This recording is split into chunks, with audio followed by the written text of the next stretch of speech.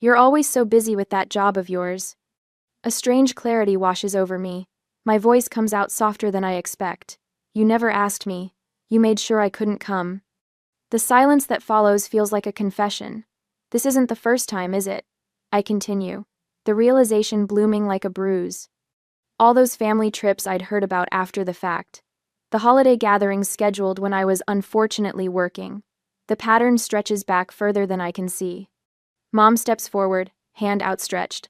Honey, you're overreacting. Let's sit down and... I place the cruise documents on the entry table. Without raising my voice or slamming a single door, I pick up my overnight bag and walk out into the evening air. Behind me, I hear my mother call my name, but for the first time in 28 years, I don't turn back. 30 minutes later, my apartment feels too quiet after the confrontation at my parents' house. I dump my overnight bag on the couch and sit cross-legged on the floor, surrounded by photo albums and shoeboxes of memorabilia I've dragged from the back of my closet. The carpet scratches against my bare legs as I spread everything in a semicircle around me. The first photo album falls open to Christmas 2018, Harper unwrapping a MacBook. Cody getting his first car used but still worth thousands. Me holding up a scarf from Target with a $19.99 price tag still attached. My smile looks genuine in the photo. I remember believing it was all they could afford. I flip through old vacation photos, noticing a pattern I'd somehow missed for 28 years. Family trip to Yellowstone. Sorry, Rain. Someone needs to water the plants. Disney World. Your internship is that week, remember? Weekend in Napa. You wouldn't enjoy it anyway, honey. My phone buzzes. A text from Mom. We need to talk about this misunderstanding. Misunderstanding. As if finding evidence of deliberate exclusion could be misinterpreted. I silence my phone and pull my laptop closer, opening a spreadsheet titled Monthly Budget. Scrolling back through the entries, I highlight every transfer to my parents' account. $350, April. Dad's insulin costs went up. $1,400, June. Hospital copay for Dad's diabetes. $800, August. Mom's car needs transmission work. $2,800, last month. Family emergency fund. The last one hits hardest my Lake Tahoe money. Money they knew I'd been saving, tracking every extra design project, skipping lunches out, picking up weekend freelance work. Money they'd accepted while already holding cruise tickets with everyone's name but mine. My stomach clenches as another memory surfaces. Age 7. Watching Harper practice scales with her vocal coach while I sat at the kitchen table. Can I take piano lessons too? I'd asked Mom. We can't afford 2 kids in music lessons, Rain. Maybe next year. Next year never came.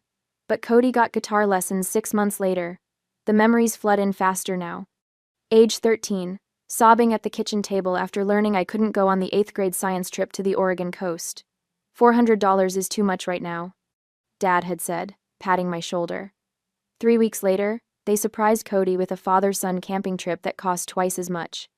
College years, working 3 jobs while my siblings got their rent paid and car insurance covered.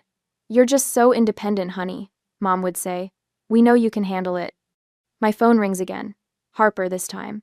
I answer against my better judgment. Rain, this is ridiculous. You're making Mom cry. I found the cruise documents, Harper. It's not what you think.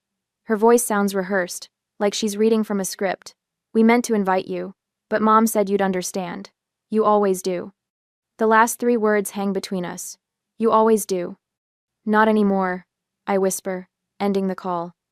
I walk to my bedroom closet and pull out a small box from the top shelf. Inside sits a shrink-wrapped jewelry-making kit, exactly like the one I begged for on my 9th birthday. The same kit Mom said was just too expensive before buying Harper her 3rd American Girl doll the following week. I bought this kit for myself last year on Etsy, $35. I've kept it sealed as a reminder, though of what, I never quite articulated until now. My phone pings with a text from Cody. This is BS, Rain. We've always included you. Then another, you're being dramatic. Then, fine, how much do you want to let this go? I set the phone face down as my doorbell rings.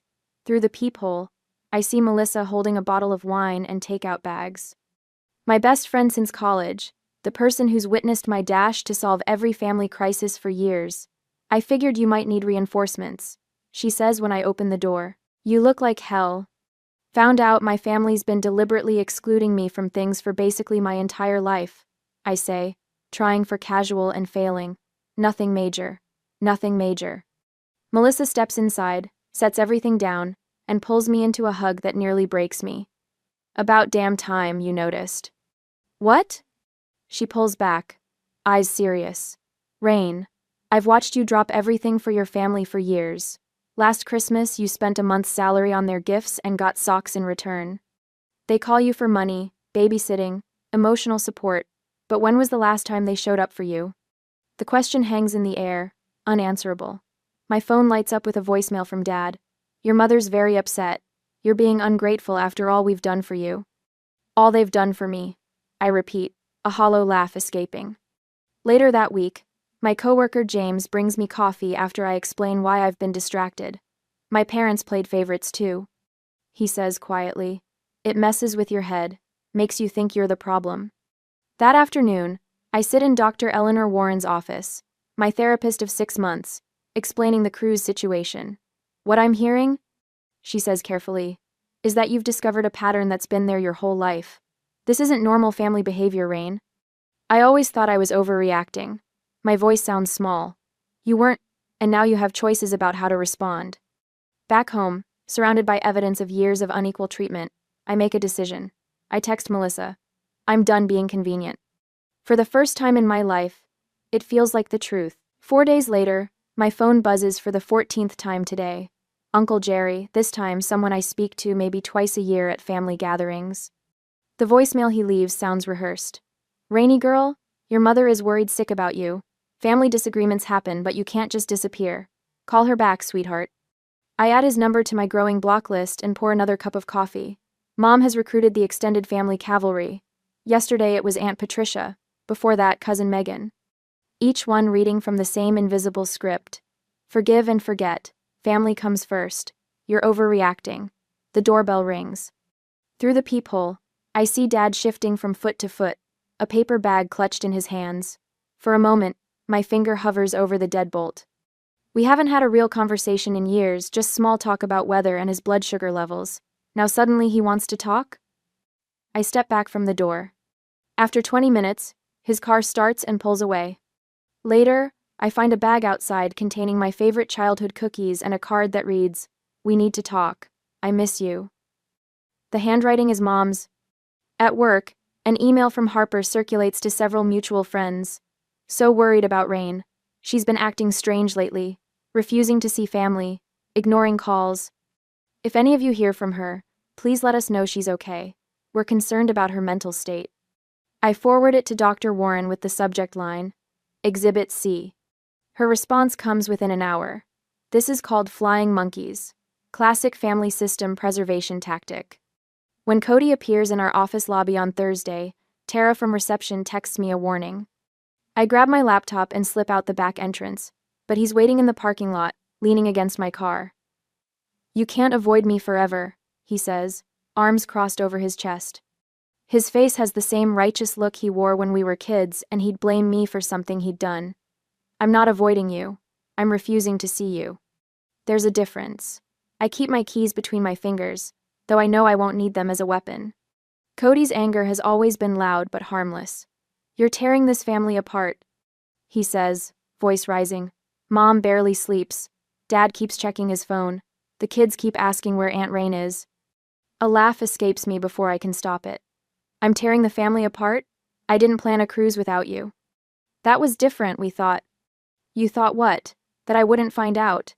That I'd keep giving you money forever while you all enjoyed vacations I paid for but wasn't invited to? His face reddens. It wasn't like that. We've been planning this cruise for 8 months, Mom thought. 8 months.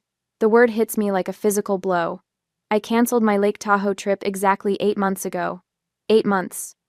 I repeat, my voice steady despite the trembling in my chest.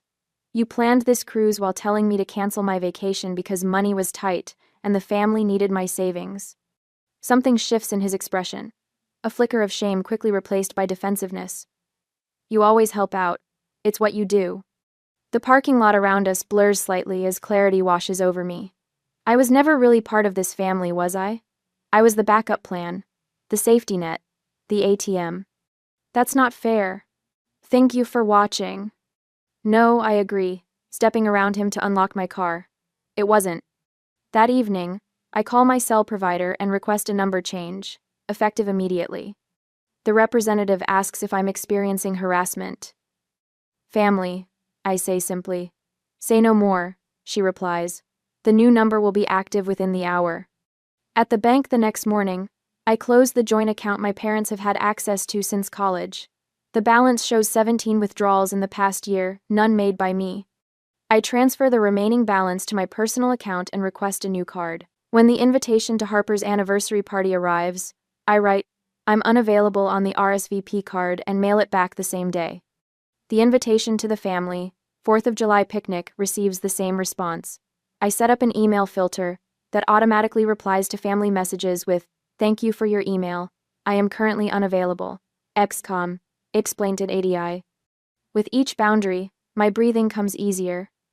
That same night, the travel agency website glows on my laptop screen as I enter my credit card information. 1 round-trip ticket to Barcelona. Departure in a month. I've always wanted to see Gaudi's architecture. The confirmation page appears, and for the first time in months, I smile a real smile that reaches my eyes. I pull a cardboard box from under my bed. Inside are childhood photos, report cards my parents never displayed, participation ribbons from events they never attended. I slide the box onto the top shelf of my closet. Not thrown away, but no longer where I can see it every day. The next day, at the jewelry store downtown, I try on a silver pendant I've admired for years but always deemed too extravagant. The weight of it against my collarbone feels right. The sales associate wraps it in tissue paper, but I ask to wear it now. This purchase isn't revenge, doctor. Warren says during our Thursday session, noting the necklace, this is reclamation. You're reclaiming resources that have always been yours to use. Next week, when my phone rings with an unfamiliar number, I almost ignore it, but something makes me answer. Rain? Harper's voice sounds panicked. Thank God. Your number was disconnected and I had to call everyone to find you. The babysitter canceled and I'm still on the cruise. Can you take the kids tomorrow? It's an emergency. I'm unavailable, I say, using the same words I've written on every RSVP card. But, I'm unavailable, I repeat, and end the call. The next day, Melissa and I are sharing lunch when another unknown number appears. Cody this time, voice tight with stress. My car broke down. The repair shop wants $800. Can you transfer it to my account? I'll pay you back next month. I'm unavailable, I say, and hang up before he can respond. The final call comes 3 days later, while I'm booking a food tour in Barcelona. Mom's voice wavers between anger and panic. The mortgage payment is due tomorrow and we're short. Your father's medical bills this month were higher than expected. We just need a little help, like you've always done. I watch a video of La Sagrada Familia while she speaks. The cathedral has been under construction for over a century, yet stands magnificent even in its incompletion. I'm unavailable, I say. The silence on the other end stretches until I think she might have hung up. Then, in a small voice I've never heard before, she asks, what are we supposed to do without you? The question contains the truth they've never acknowledged. They need me far more than I need them. Figure it out, I say, and press the red button on my screen. I stare at the Gaudi-designed ceiling in the video, its organic shapes reaching skyward like a forest made of stone. I count the days until my flight. I count the days until I walk those halls myself, alone but not lonely, carrying nothing but what I choose to bring. For the first time in my life, the weight of family obligation lifts from my shoulders, and I stand straight and tall. A week after the cruise, my phone buzzes with the 23rd text message since breakfast. I glance at the screen Cody again before silencing it completely. They returned from Alaska, and the desperation in their messages grows by the day. We need to talk about what happened. Dad's blood pressure is through the roof because of this. Can you at least tell us you're alive? I set my phone face down on my desk, noticing how my pulse no longer races when their names flash across my screen. The smallest victories still feel monumental. My coworker James glances over from his monitor. Family still blowing up your phone? Like clockwork, I reply, turning back to my design project. They just finished a luxury cruise and they manipulated me out of my vacation money to help fund. Now they're shocked I won't respond to their messages. James whistles low. And they seriously expected you to just forget about it? They expected me to forgive it, like I always do. Later that evening, Melissa flops onto my couch with 2 glasses of wine. Harper called me today, said she's spending a fortune on professional childcare since you vanished. I accept the glass, feeling a twinge of something not guilt, but surprise at its absence. How terrible for her to pay for a service the rest of us have to pay for. She also mentioned your mom is planning some kind of family emergency to lure you back. My laugh comes so suddenly it startles us both. Of course she is. Emergency is her love language. The following morning, an unfamiliar number lights up my screen. Against better judgment, I answer. Rain? My Aunt Deb's voice trembles. Thank goodness. Your mother said you might be having a breakdown. She asked me to check if you're okay. The manipulation is so transparent it borders on comical. I'm fine, Aunt Deb. Better than I've been in years, actually. Oh. Confusion colors her voice. Then why aren't you returning anyone's calls? Your father tried that old guilt trick he used when you were little, you know, the one about teaching you to ride a bike? I smile, remembering the voicemail where he mentioned the bike lessons he never actually completed. How he pushed me down our steep driveway and walked away when I crashed, calling it learning independence. Meanwhile, Harper learned with his hand steady on her seat the entire time. Tell them I'm unavailable, I say simply. 4 days later, Harper's text arrives. The kids are devastated without Aunt Rain. Max cried himself to sleep asking for you. The same Max who sees me 3 times yearly at most. The same nephew who called me Rain Lady last Christmas because he'd forgotten my name. Cody's approach shifts from casual requests to barely contained fury. Mom and Dad might be walking on eggshells around you, but I'm not. Some sister you turned out to be. My car payment is due Monday. Uncle Pete's annual family barbecue arrives, the gathering I've never missed in 15 years. I send my regrets this year. My cousin Jamie calls the next day. It was the strangest thing. She says, your empty chair became this. Presents everyone kept glancing at. Aunt Susan made excuses about where you were until Uncle Pete asked straight out what happened. What did she say? She tried the Rain's just busy with work line, but then your dad mentioned something about a cruise. And Aunt Catherine asked why you weren't invited. Jamie's voice drops to a whisper. The whole place went silent. Catherine was furious, said she'd never exclude one of her kids like that. Others agreed. Your mom left early with a migraine. The image makes me smile as I glance around my apartment. The walls, once rental beige, now glow with the deep coral I've always loved but Mom called too attention-seeking. Abstract art I've chosen hangs where family photos once dominated. My promotion letter sits framed on my desk, the one I earned after finally having evenings free to work on the portfolio I'd postponed for years of family emergencies. My banking app pings. Another automatic savings deposit completed.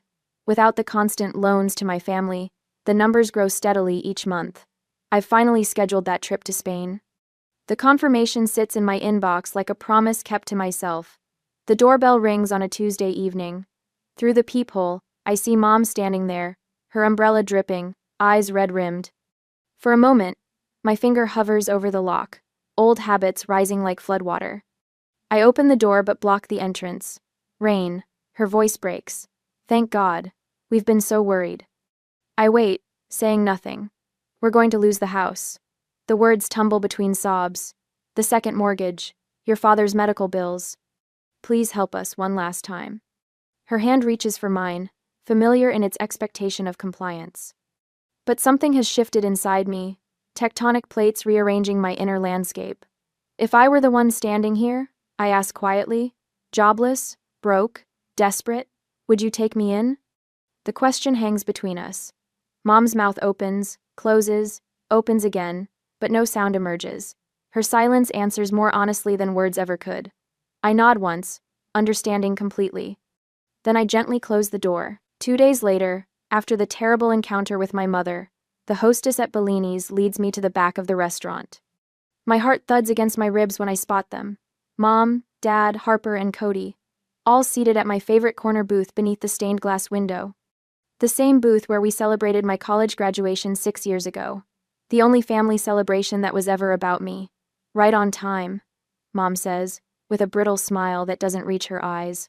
Melissa squeezes my elbow before sliding into the booth beside me, her presence a silent declaration that I won't face this alone. The manila folder in my hands feels heavier than it should. Dad clears his throat. We appreciate you agreeing to meet with us, Rain. His voice carries the formal tone he reserves for bank managers and car salesmen. Though you could have come alone, Harper adds, glancing pointedly at Melissa. Cody leans forward, elbows on the table. We need to put this whole misunderstanding behind us. The family isn't the same without you.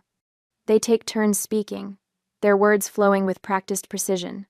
Dad reminds me how they paid for braces when I was 12 and bought me a used car for high school graduation.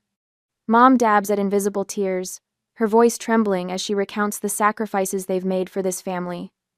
Harper and Cody alternate between guilt trips and appeals to family loyalty, their words overlapping in a choreographed dance. I wait until they finish, my fingers tracing the edge of the folder. Their speeches hang in the air like stale perfume. May I speak now? My voice comes out steadier than I expected. 4 pairs of eyes blink in surprise. I've never asked permission to speak before. I open the folder and place a spreadsheet on the table. This is a record of every financial contribution I've made to this family over the past decade, totaling $37,842. I tap the bottom figure. That includes the $2,800 I gave you for Dad's medical bills the same week you paid for your Alaska cruise. Mom's hand flies to her throat. I'm not finished. For the first time in my life, I interrupt her. The restaurant seems to grow quieter around us. I lay down a timeline next, handwritten on graph paper. Here's a record of family vacations, holiday gatherings, and celebrations going back 15 years. The highlighted dates are events I wasn't invited to or was told were canceled due to money concerns. Yellow highlighter covers nearly half the page. And this, I continue, placing a photograph on the table, is the jewelry-making kit I begged for when I was 9. The one that was too expensive at $35. I bought it myself last year. I keep it sealed as a reminder. My voice doesn't rise, doesn't crack, yet somehow it fills the space between us, stronger than their rehearsed speeches and louder than their demands. Other diners have fallen silent. A waiter hovers nearby, unsure whether to approach. Mom stares at the papers, her makeup-perfect face draining of color. Dad shifts in his seat, tugging at his collar. Harper studies her hands. Only Cody meets my eyes, his expression hardening. So what? Dad suddenly slams his palm on the table, making silverware jump. We've always done everything for you. You've never appreciated everything we've sacrificed. The outburst draws stares from nearby tables. I feel Melissa tense beside me, but I remain calm. Then it should be easy. I say softly, to name 3 things you've done for me that you didn't do for Harper or Cody. Just 3. Just 3. The silence that follows stretches so long I can hear the kitchen staff calling orders. Dad opens his mouth, closes it. Mom's face crumples, not in the controlled way she uses to manipulate, but in genuine distress as realization dawns. A tear smudges her mascara, something I've never seen before. Harper's eyes widen as she glances between our parents, seeing their failure to answer what should be a simple question. Cody slumps back against the booth, the fight draining from him. I don't hate any of you, I say, gathering my documents back into the folder. But I can't keep pretending. If there's ever going to be a real relationship between us, things need to change. I pull out a final sheet of paper and place it in the center of the table.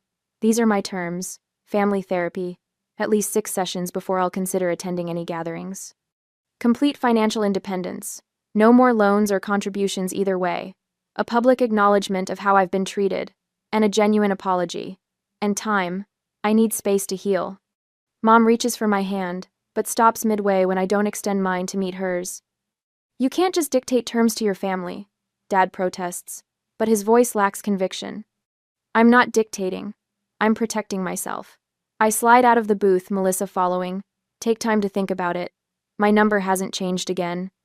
As we walk toward the exit, I feel lighter than I have in years. Behind us, I hear my mother's quiet sobs and my father's awkward attempts at comfort. Harper calls my name once, but doesn't follow. Outside in the evening air, Melissa squeezes my shoulder. You okay? I take a deep breath, surprised to find I'm not shaking. Yeah, for the first time in a long time, I think I actually am. The stars above Portland shine brighter tonight, as if they too are surprised by my newfound strength. and I need to prepare for my Barcelona trip soon. This time, I finally chose myself. Months later, I am preparing my first Thanksgiving with my chosen family. I straighten the cornucopia centerpiece on my dining table, adjusting the fall-colored napkins one last time. The aroma of roasting turkey and apple pie fills my new home, my real home, purchased 3 months ago with the promotion money I'd once earmarked for family emergencies. The doorbell chimes, and I open it to find Melissa balancing a casserole dish, her husband Tom carrying wine. Happy Thanksgiving. She wraps me in a one-armed hug that feels like sunshine. Within the hour, my table brims with people who chose to be here. James from work, and his partner Daniel, my neighbor Mrs. Winters who lost her husband last spring, Dr. Warren who insisted I call her Eleanor outside our therapy sessions, and 3 others from my boundary support group. The conversation flows between laughter and thoughtful pauses, no one speaking over others or dismissing anyone's stories. Before we eat, I announce, lifting my glass, I want to thank you all for showing me what family can be. My gaze drifts to the sealed jewelry kit displayed on my bookshelf. What once represented deprivation now stands as testament to growth. Later, Eleanor helps me load the dishwasher, her practiced movements speaking to years of post-holiday cleanups. 42 sessions, she says, handing me a rinsed plate. That's how many we've had. I nod, remembering our first meeting after the cruise revelation. The nightmares have stopped. And the money habit? Haven't checked my parents' bank account in 8 months. The compulsion to monitor their finances had been harder to break than I'd expected. Eleanor smiles. Your mother mentioned you in our session Tuesday. My mother started therapy 4 months after our confrontation at Gianni's restaurant. Harper joined her sessions occasionally, working through her own realization that she was recreating our family patterns with her children. She's trying, Eleanor continues. Your father still refuses to come. And Cody? 2 steps forward, 1 step back. Entitlement is a powerful drug. The doorbell interrupts us. James appears in the kitchen doorway holding an envelope. Mail carrier just delivered this. Said it needs a signature. The cream-colored envelope bears my mother's distinctive handwriting. Inside, I find an invitation to their 40th anniversary celebration next month. Unlike previous family events, this one includes a handwritten note. We would love to have you join us, but understand if you prefer not to. Please let us know what works for you. We miss you. Mom. No guilt, no assumptions, no demands. Progress, Eleanor murmurs beside me. 3 years ago, I would have immediately rearranged my schedule. Last year, I would have refused outright. Today, I set the invitation on my counter, deciding to consider it thoughtfully when I'm alone. Tuesday evenings now belong to the youth center where I volunteer, helping young adults navigate family dynamics similar to mine. Last week, a quiet 19-year-old named Ashley brought in a childhood toy her parents had repeatedly promised but never delivered. Buy it for yourself, I'd told her, then decide whether to keep it sealed as a reminder or open it as reclamation. This morning, I finally opened my jewelry kit. The turquoise beads caught the light as I strung them into a necklace, not perfect, but entirely mine.